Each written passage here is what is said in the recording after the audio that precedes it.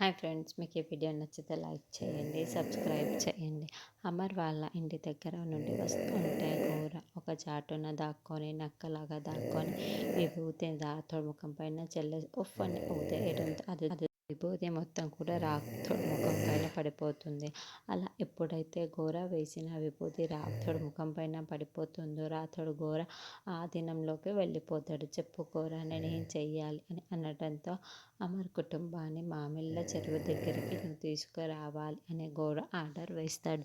సరే ఘోర, నువ్వు చెప్పినట్లే ఆ అమర్ కుటుంబాన్ని మామిళ్ళ చెరువు దగ్గరికి తీసుకువస్తాను.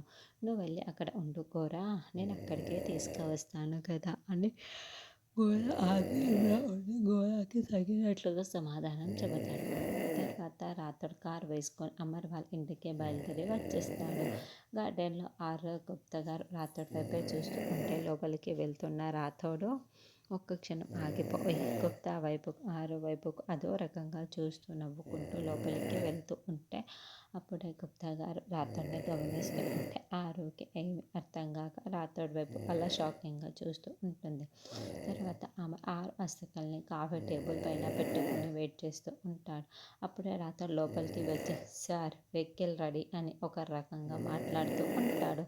అలాగే రాథోడ్ మిస్సమ్మ బ్యాగులు తీసుకోరండి పిల్ల, అందరూ రండి బయలుదేరదామని అమ్మ అంటాడు. అలాగే అని బాగుల్ని తీసుకొని బ్యాగులన్నీ చేతిలో ఇస్తూ ఉంటుంది. అందరు కార్లు ఎక్కడానికి బయటికి వచ్చేస్తారు. ఇంకోవైపు ఘోర మామిళ్ళ చెరువు దగ్గర అమర్ కుటుంబం కోసం ఎదురు చూస్తూ ఉంటాడు. మరి రాత్రి అమర్ వాళ్ళ కుటుంబం అక్కడికి తీసుకువెళ్ళిన తర్వాత ఏం జరుగుతుందంటే నెక్స్ట్ ఎపిసోడ్.